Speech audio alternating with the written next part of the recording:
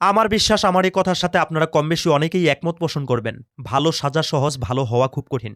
মাথায় একটা টুপি, পাগড়ি, শরীরে একটা লম্বা জামা পরলেই ভালো সাজা যায়। মুখে কয়টা দাড়ি রাখলেই ভালো সাজা যায়। কিন্তু ভিতর থেকে ভালো হওয়া খুব কঠিন একটা ব্যাপার কিন্তু। আপনারা একটু ভিডিওর দিকে ভালোভাবে লক্ষ্য করে দেখুন আব্দুল খালেক শরীয়তপুরী। উনাকে দেখা যাচ্ছে কারেন্টের সিগারেট খাচ্ছে। ব্যাটারি চালিত সিগারেট খেতে দেখা যাচ্ছে। ধোঁয়া টানছে, কতটা আনন্দ করছে। আব্দুল খালেক শরীয়তপুরীর চোখে কি এই ভিডিওটা পড়েছে?